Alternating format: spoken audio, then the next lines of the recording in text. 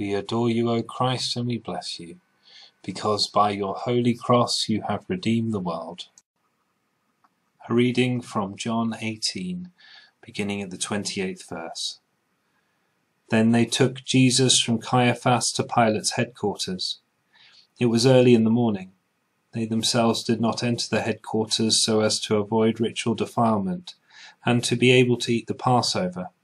So Pilate went over to them and said, "What accusation do you bring against this man?" They answered, "If this man were not a criminal, we would not have handed him over to you." Pilate said to them, "Take him yourselves and judge him according to your law." The Jews replied, "We are not permitted to put anyone to death." This was to fulfill what Jesus had said when he indicated the kind of death he was to die. Then Pilate entered the headquarters again, summoned Jesus, and asked him, "Are you the king of the Jews?" Jesus answered, "Do you ask this on your own, or did others tell you about me?" Pilate replied, "I am not a Jew, am I? Your own nation and the chief priests have handed you over to me. What have you done?"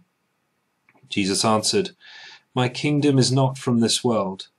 If my kingdom were from this world, my followers would be fighting to keep me from being handed over to the Jews. But as it is, my kingdom is not from here." Pilate asked him, "So you are a king?" Jesus answered, "You say that I am a king. For this I was born, and for this I came into the world, to testify to the truth. Everyone who belongs to the truth listens to my voice." Pilate asked him, "What is truth?"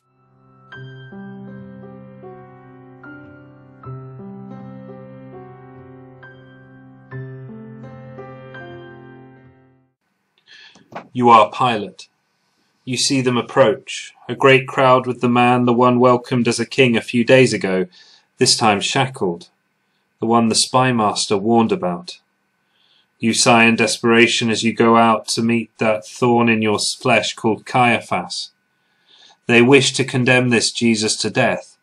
You have to intervene. Is not this holy man popular with the plebs? Are you the king of the Jews, you ask? But Jesus glances to your spymaster. He knows the question is not from you. Your worry over keeping this restive province from rioting quickly turns to anger, to panic. What is the crime they say you have committed, you plead, hoping for a way out for yourself. Anger and sadness combine in equal measure to almost have a tone of bitterness from his mouth. My kingdom does not belong here. A chance. You are a king then. Whoever belongs to the truth listens to me. Turning your back on truth, peace and love, your rhetorical question, what is truth, condemns as you prepare to condemn your Creator. You are Pilate. Holy God, holy and mighty, holy and immortal, have mercy on us.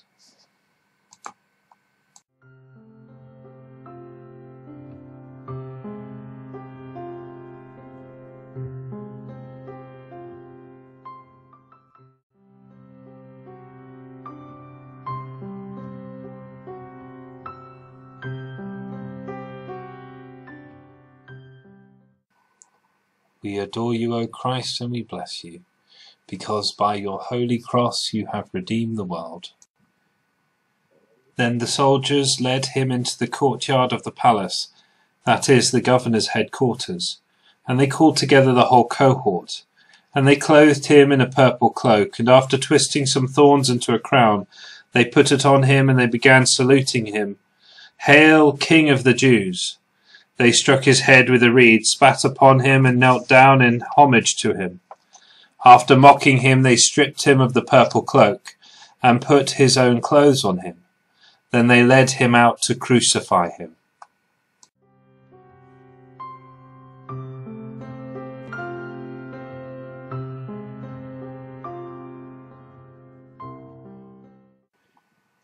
You are the soldiers. The centurion orders the cohort to assemble.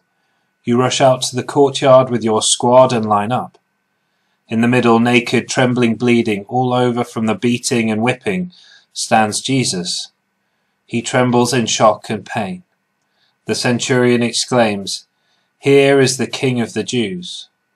The cohort laughs, the cruellest first. You join in, but inside you feel dead. Crown the king! Those on execution duty make a crown of thorns. This Jesus screams as the thorns bury deep into flesh and bone. He is forced to his knees. Mocking shouts and screams of evil echo across the courtyard. A purple rag, the colour of royalty, of the emperor, you and your fellows worship, is placed mockingly on the naked frame of Jesus. The executioners bow as the laughter starts again. Jesus looks at them, looks around, looks at you, and he knows you. You are ashamed of your voice even as it continues to mock. The laughter lessens. They spit on him, and the centurion, with the vine stick of his office, smashes a blow on his head. He falls, you hear a tooth crack. The purple robe falls off. The centurion orders him put back in his own clothes. The games are finished, he had almost killed him. Barely conscious, the blood already soaking through his robe, Jesus is led away to take up his cross. You spit on him as he passes. You are the soldiers. Holy God, holy and mighty, holy and immortal, have mercy on us.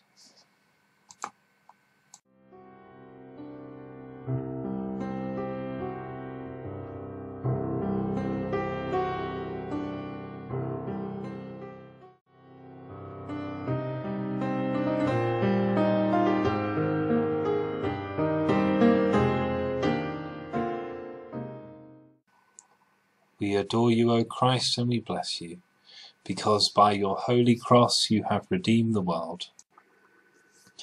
Psalm 88. O Lord God of my salvation, when at night I cry out in your presence, let my prayer come before you. Incline your ear to my cry, for my soul is full of troubles, and my life draws near to Sheol. I am counted among those who go down to the pit. I am like those who have no help, like those forsaken among the dead, like the slain that lie in the grave, like those whom you remember no more, for they are cut off from your hand. You have put me in the depths of the pit, in the regions dark and deep. Your wrath lies heavy upon me, and you overwhelm me with all your waves. You have caused my companions to shun me. You have made me a thing of horror to them. I am shut in so that I cannot escape. My eyes grow dim through sorrow. Every day I call on you, O Lord. I spread out my hand to you. Do you work wonders for the dead? Do the shades rise up to praise you? Is your steadfast love declared in the grave, or your faithfulness in Abaddon? Are your wonders known in the darkness, or your saving help in the land of forgetfulness? But I, O Lord, cry out to you. In the morning my prayer comes before you. O Lord, why do you cast me off? Why do you hide your face from me? Wretched and close to death from my youth up, I suffer your terrors, I am desperate. Your wrath has swept over me. Your dread assaults destroy me. They surround me like a flood all day long. From all sides they close in on me. You have caused friend and neighbour to shun me. My companions are in darkness.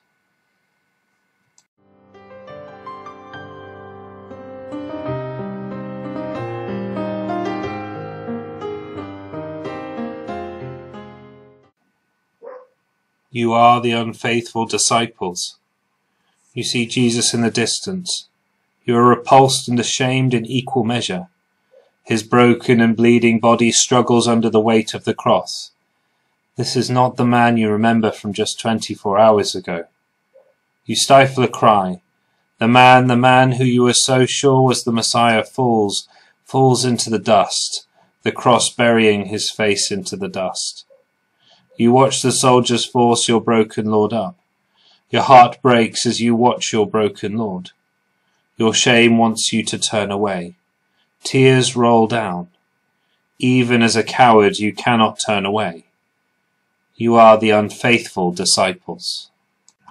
Holy God, holy and mighty, holy and immortal, have mercy on us.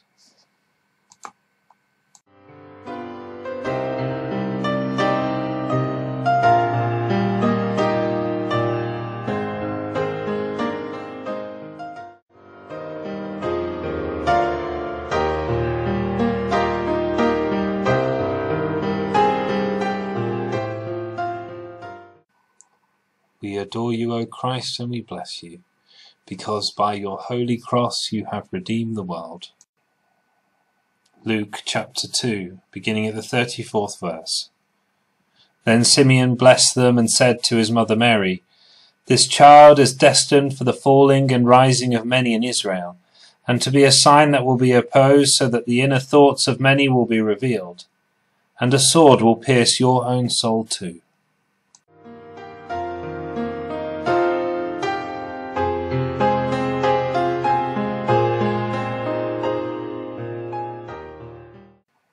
You are Mary. You see your son beaten, broken, your firstborn. You hear his cries, and your instinct is to make it better, to take away the pain.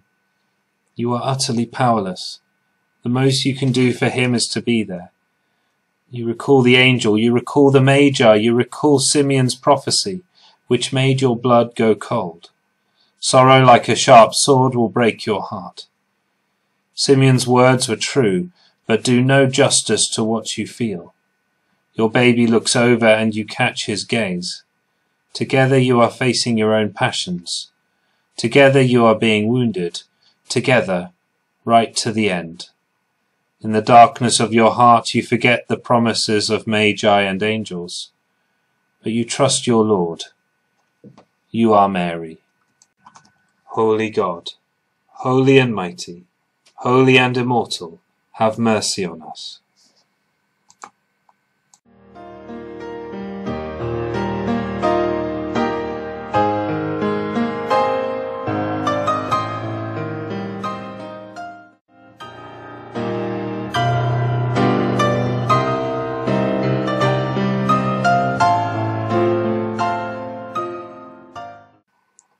We adore you, O Christ, and we bless you, because by your holy cross you have redeemed the world. Luke 23:26. As they led him away, they seized a man, Simon of Cyrene, who was coming from the country, and they laid the cross on him and made him carry it behind Jesus.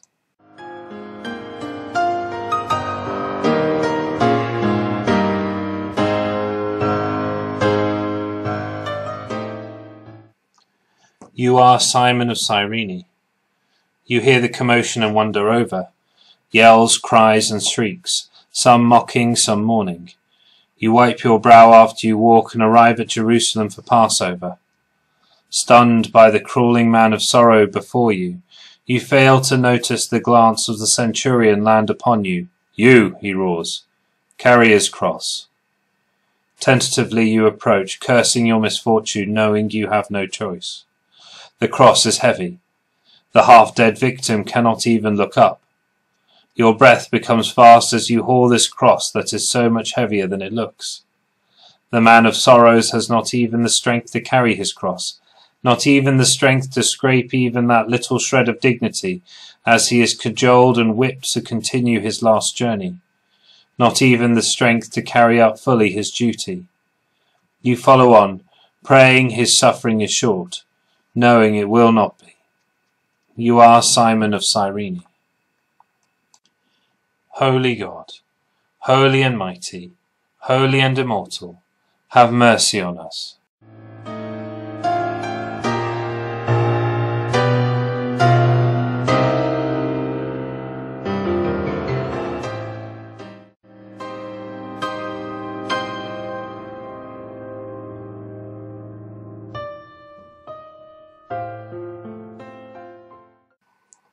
We adore you, O Christ, and we bless you, because by your holy cross you have redeemed the world. Matthew 7, beginning at the 13th verse.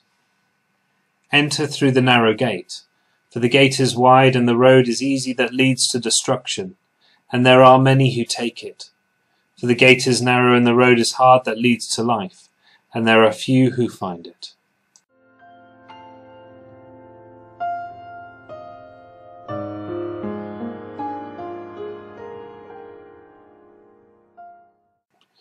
You are Veronica. You wait on the road to Golgotha. You wait for this man, this Jesus. You don't know quite what to think. Does he deserve to die? A lot of people in the crowd thought so. Many of your friends and neighbours, people you respect. It is easier and tempting to agree with the majority. You had heard him speak outside the temple, had heard him preach on love, compassion, but also on destroying the temple in 3 days, how he challenged the Pharisees and the high priest. He had a clever way with words. You had felt like your heart was on fire when he spoke. But now he was condemned to die, you no longer know what to think. The execution squad goes past your position, flanking the condemned men. You see him, bowed down as blood drips and intermingles with sweat. You pity him, and in that moment see the difference between easy and right. Without thinking, you wipe his face, wipe away the blood, sweat and muck. Without thinking or knowing, you choose life. You are Veronica. Holy God, holy and mighty, holy and immortal, have mercy on us.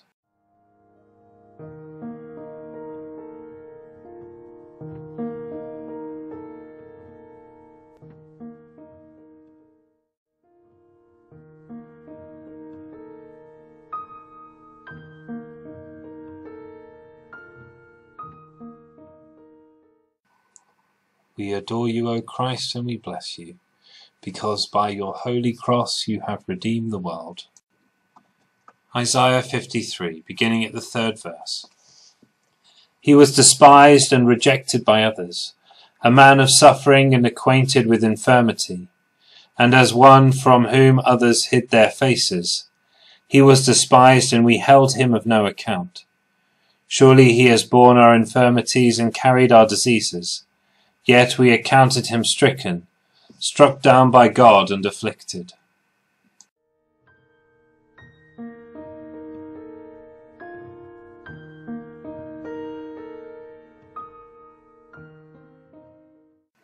You are the crowd. You are the one of the upstanding members of the community. Liked, well respected, often asked to speak at synagogue.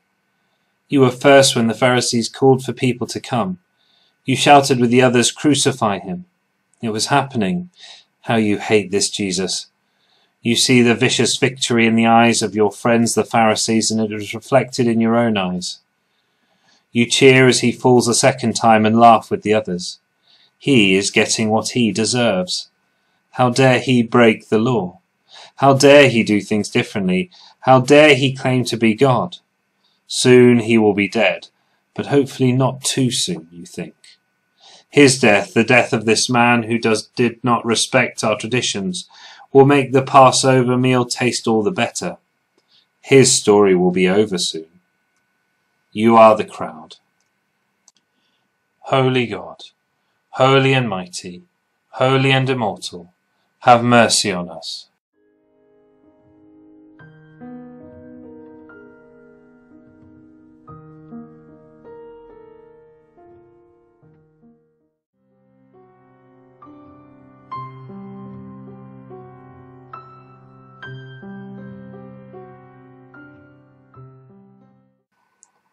We adore you, O Christ, and we bless you, because by your holy cross you have redeemed the world. Luke 23, beginning at the 27th verse. A great number of the people followed him, and among them were women who were beating their breasts and wailing for him. But Jesus turned to them and said, "Daughters of Jerusalem, do not weep for me, but weep for yourselves and for your children. For the days are surely coming when they will say, 'Blessed are the barren and the womb that never bore and the breast that never nursed.' They will begin to say to the mountains, 'Fall on us,' and to the hills, 'Cover us.' For if they do this when the wood is green, what will happen when the wood is dry?"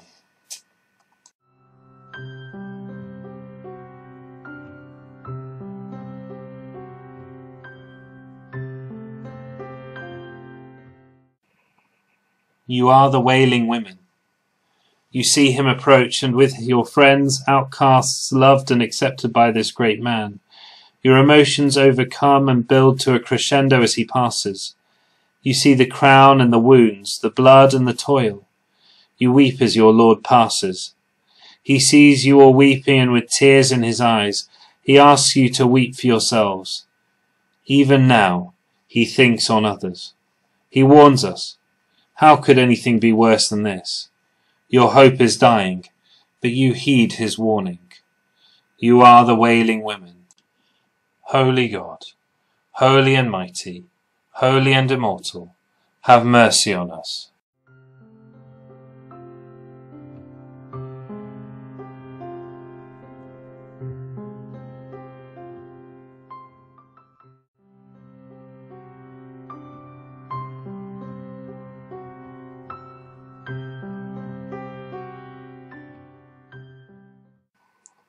We adore you, O Christ, and we bless you, because by your holy cross you have redeemed the world.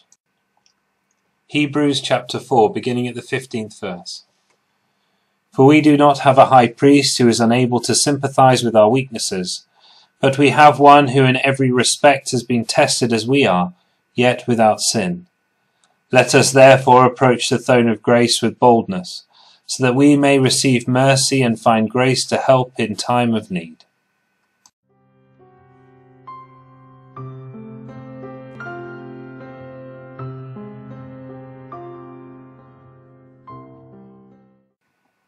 You are Caiaphas. You watch on with a smug expression on your face of superiority. He has fallen again. You are mildly surprised he isn't already dead, looking at his wounds.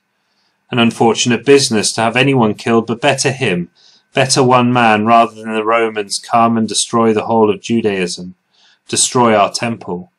You shudder at the thought of that, not at the suffering of the man before you. The needs of the many outweigh the needs of the few. We have to be practical, political, make sacrifices. Well, make sacrifices as long as that sacrifice is not yourself, you think to yourself. You look at Jesus and shake your head. Had to be done, really.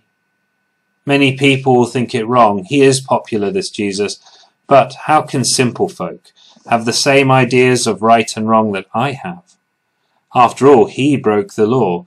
He did not observe the Sabbath. He had sowed discord among the people of God. He even talked and ate with unclean people, with traitors. He deserved to die. It's his fault.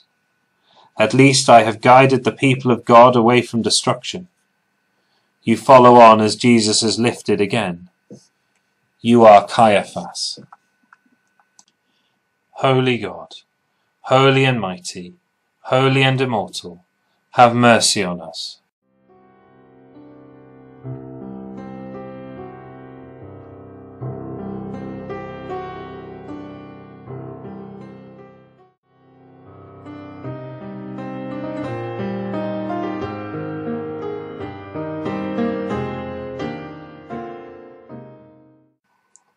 We adore you, O Christ, and we bless you, because by your holy cross you have redeemed the world. John 19, beginning at the 23rd verse. When the soldiers had crucified Jesus, they took his clothes and divided them into 4 parts, one for each soldier. They also took his tunic. Now the tunic was seamless, woven in one piece from the top. So they said to one another, "Let us not tear it, but cast lots for it to see who will get it." This was to fulfill what the scripture says. They divided my clothes among themselves, and for my clothing they cast lots. And that is what the soldiers did. Meanwhile, standing near the cross of Jesus were his mother and his mother's sister, Mary the wife of Clopas and Mary Magdalene. When Jesus saw his mother and the disciple whom he loved standing beside her, he said to his mother, "Woman, here is your son." Then he said to the disciple, "Here is your mother." And from that hour the disciple took her into his own home.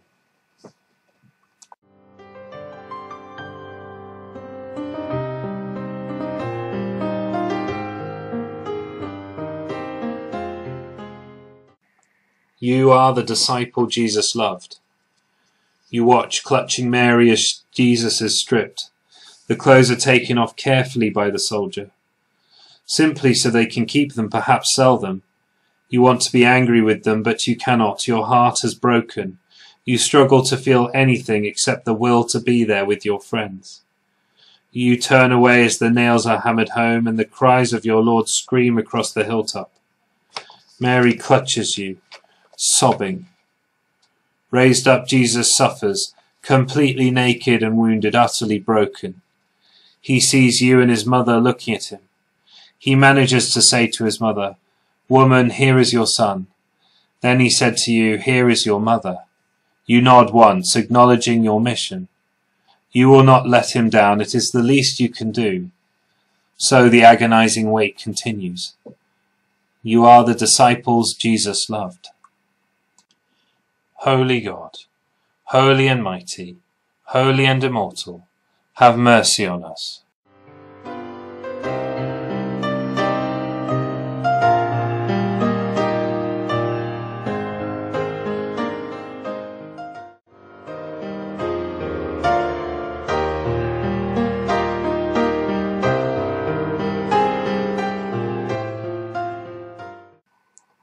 We adore you, O Christ, and we bless you, because by your holy cross you have redeemed the world.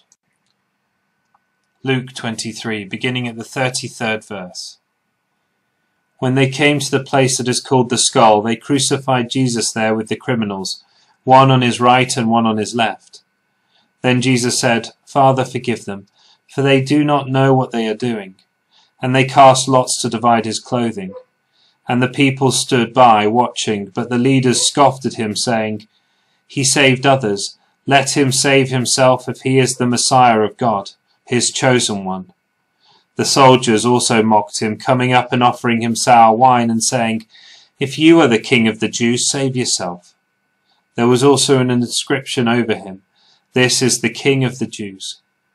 One of the criminals who was hanging there kept deriding him, saying, "Are you not the Messiah? Save yourself and us." But the other rebuked him, saying, "Do you not fear God, since you are under the same sentence of condemnation? And we indeed have been condemned justly, for we are getting what we deserve for our deeds, but this man has done nothing wrong." Then he said, "Jesus, remember me when you come into your kingdom." He replied, "Truly I tell you, today you will be with me in paradise."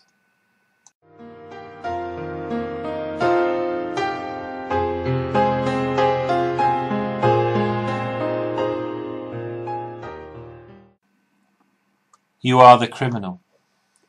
You can feel nothing but agony. Your arms shoot pain where the nail they put through your hands, as does the wound in your ankles. You are naked and you will die a slow death. It is so much worse than you imagined. Everyone is focused on this Jesus who is dying with you. They mock him, they torment him. Do they not understand what it is to be on a cross? To go between holding yourself up to breathe on wounds that scream, to drop as your strength fails, only to be unable to breathe again. Even your partner in crime, the one with whom you had committed so many acts, mocks Jesus, joins in. Why, you think? You had heard this man speak. He is the Messiah. Here to save the rich and famous, you had thought, not you, not scum like you. But here he was, dying with you, a death he did not deserve. He said his kingdom was coming. In your pain you managed to say, "Jesus, remember me when you come into your kingdom." Jesus turns his head, his eyes speak love, and he says, "Truly I tell you, today you will be with me in paradise." Amidst his pain, it is enough. The pain continues, but his promise is enough. God, thank you. You go back to your agony. You are the criminal. Holy God, holy and mighty, holy and immortal, have mercy on us.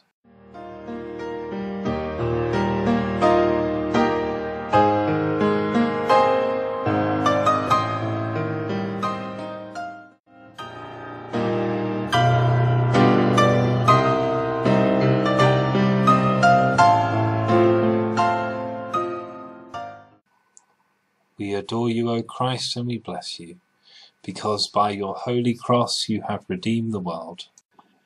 Mark 15, beginning at the 33rd verse. When it was noon, darkness came over the whole land until 3 p.m. At 3 o'clock Jesus cried out with a loud voice, "Eloi, Eloi, lema sabachthani," which means, my God, why have you forsaken me?" When some of the bystanders heard it, they said, "Listen, he is calling for Elijah." And someone ran, filled a sponge with sour wine, put it on a stick and gave it to him to drink, saying, "Wait, let us see whether Elijah will come to take him down." Then Jesus gave a loud cry and breathed his last. And the curtain of the temple was torn in two from top to bottom. Now when the centurion who stood facing him saw that in this way he breathed his last, he said, "Truly this man was God's son."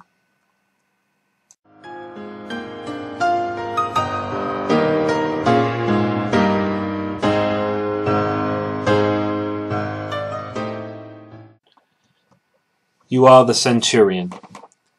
You look about you. The weather is strange. It is like nothing you have ever seen before.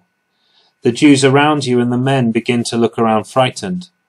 You look up and see that Jesus, the man you beat, the man you had mocked and tortured, was near the end. You go among the troops, steadying them, not showing your own fear. The clouds above roiled. It felt like night, yet it was only the 9th hour. Gods, what was happening? With a loud cry which makes you turn, Jesus says something in their accursed tongue they all speak in this accursed province. It spooks the locals. They begin debating among themselves whether or not he is calling one of their prophets, or waiting to see what happens. You are watching the crowd, readying your troops in case they try to free him. Behind, Jesus gives another gasp and dies. The earth shook, the ground rumbled, and people began to flee. You cannot help it. Your fear comes out. Truly, this man was God's son. You look around in fear and wonder, and for the first time, you worry about what the gods might do to you, you who killed their own. As you order the other's legs broken, and that a soldier should check Jesus as dead, for the first time in your life, you fear the consequences of your actions. You are the centurion. Holy God, holy and mighty, holy and immortal, have mercy on us.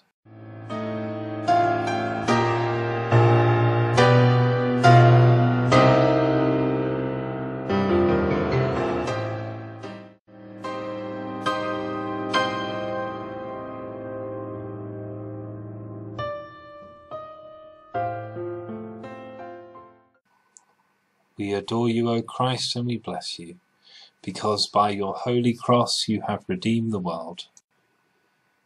Mark 15, beginning at the 43rd verse. When evening had come, and since it was the day of preparation, that is, the day before the Sabbath, Joseph of Arimathea, a respected member of the council, who was also himself waiting expectantly for the kingdom of God, went boldly to Pilate and asked for the body of Jesus. Then Pilate wondered if he were already dead, and summoning the centurion, he asked him whether he had been dead for some time. When he learned from the centurion that he was dead, he granted the body to Joseph. Then Joseph brought a linen cloth, and taking down the body, wrapped it in the linen cloth, and laid it in a tomb that had been hewn out of the rock. There he then rolled a stone against the door of the tomb. Mary Magdalene and Mary the mother of Joseph saw where the body was laid.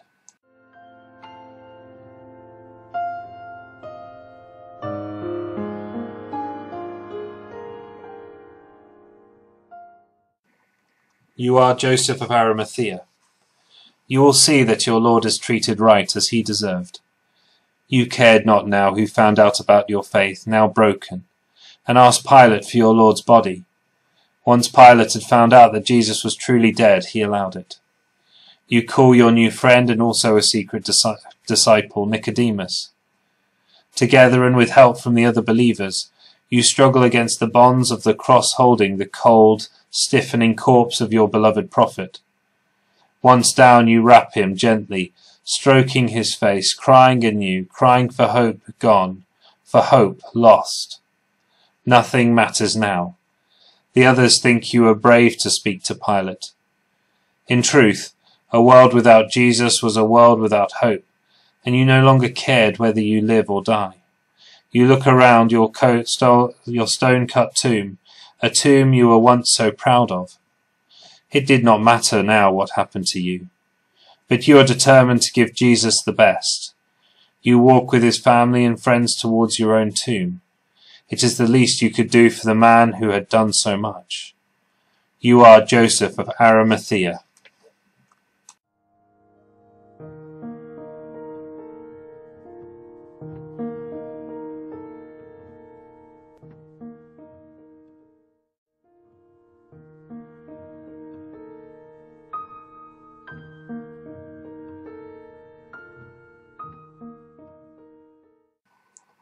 We adore you, O Christ, and we bless you, because by your holy cross you have redeemed the world. John 19, beginning at the 39th verse. Nicodemus, who had at first come to Jesus by night, also came, bringing a mixture of myrrh and aloes, weighing about 100 pounds.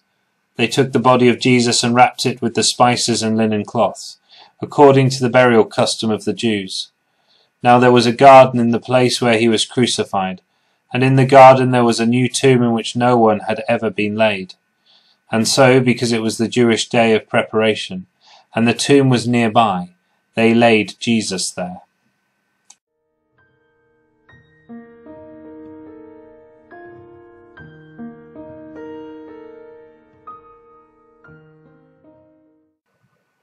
You are Nicodemus. As you wrap and perfume the body of your Lord, you recall your first meeting. You had come by night, so your peers would not see you, to see this man you had believed was the Messiah. You are not sure what you believe anymore. He was intriguing. He had told you that to receive entry to the kingdom of heaven, you must be born both of water and the Spirit. You didn't understand, and Jesus was quick to squash your pride. To be honest, you are still not sure. You grew to love the man, hearing of his miracles and learning his teaching. You would follow him even now. You wrap his cold hands, covering the marks of the cross, lovingly.